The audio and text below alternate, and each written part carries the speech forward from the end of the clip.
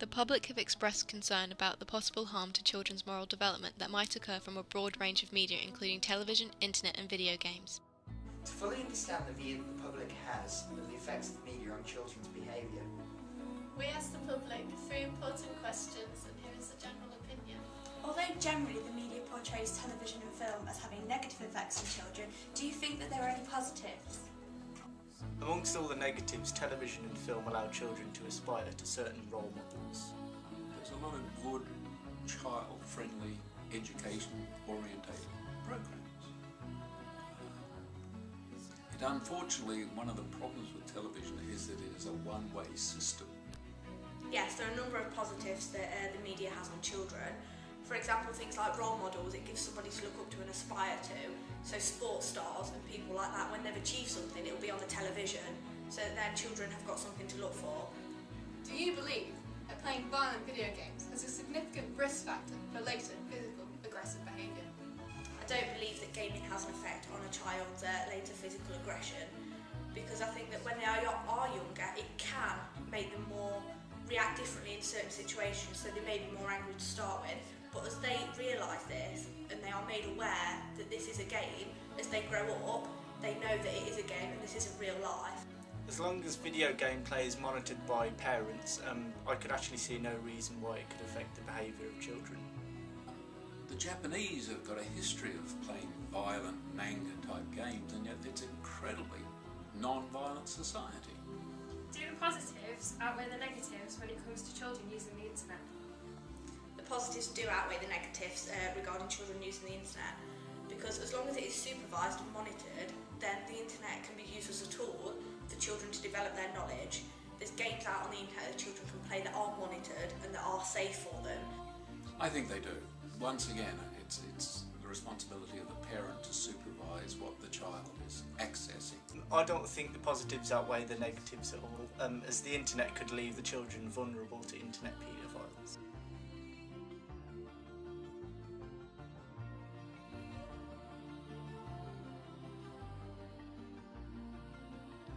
A study of US television discovered that over 60% of programs contain violence, with children's shows being the most violent, in particular cartoons.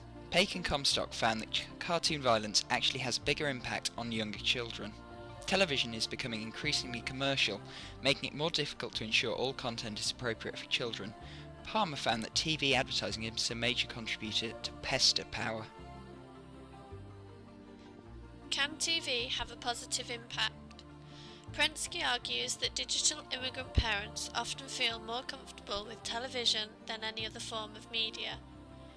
As a result, parents can choose appropriate content for their children to watch, which can have educational benefits for them. TV programmes and their content can affect a child's behaviour, but another aspect of watching TV is the adverts, and viewing these can have a similar effect. Many adverts over the years have been banned because of their content, some just from children-specific channels, others from being aired before the watershed, and some from being aired again at all. Reasons for this action can be false advertising, for example the Early advert, where the final image had been airbrushed, or an advert being too sexually provocative like the Beyonce Heat perfume advert. Others banned due to scary content like the NHS Stop Smoking campaign, and the Premier Inn advert where humorous content was lost on children. Finally, one of the most detrimental reasons why some adverts were banned was the fear of possible copycat behaviour by some children. The most famous advert which caused widespread playground problems with copycat behaviour from many children was from the Tango advert in 1992. Oh, yes, we could be in for a quintessential Tango taste sensation here. Why, yes, Tony, let's look again. Yes, Ralph, the big orange fella ran in from the left, and he gives him a good old slapping. It just illustrates the bite and buzz of real oranges in Tango. Yes, Ralph, super taste sensation, smashing drink, lovely.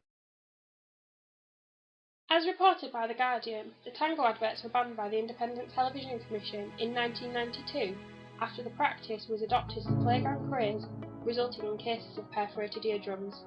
Yet this advert is still easily found on the internet. What are we teaching our children when we allow them to be exposed to this type of behaviour?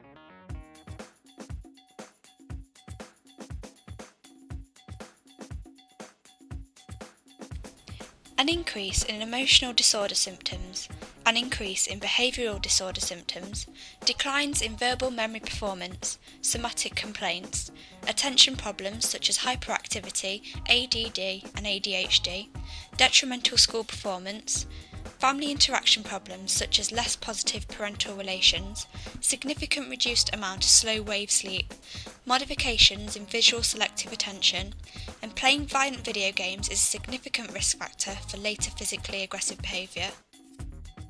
Males are more likely to be attracted to video games than females and are therefore more likely to get hooked. This has been found to generalise across very different cultures.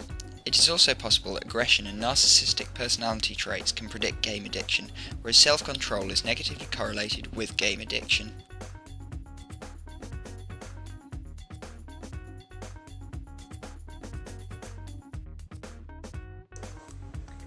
Hi there. I'm just going to ask you a couple of questions about video games, if that's alright? Yeah. Can I sit down? Thanks. I'll ask you. What are you playing at the moment? Well, I'm not playing it, but my sister is. Grand Theft Auto. Grand Theft Auto, okay. Where do you normally play video games? Probably home. Yeah, what? Not really at the boarding house. No, what sort of video games do you play? Blazing Angels, Evil Pinata, I don't really, Jabba's the one that plays like, Assassin's Creed or Crackdown, but I watch it. Okay. Why do you normally play video games? For entertainment. Entertainment. So it's sort of to like escape the real world, or Yeah. do you ever play them when you're upset or stressed out or anything like that? It just makes me feel happier. I mean, you're sitting down, having cozy, and then you are the control of this thing that you're whatever you're doing. Okay.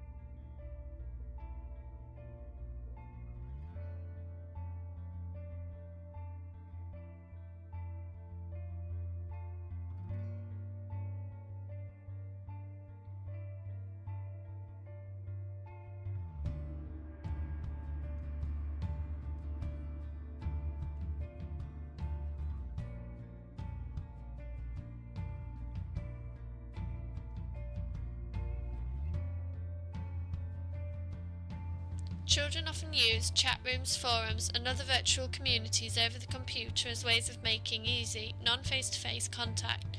This can be good for children, yet, like everything with the internet, there is another darker side to this form of media.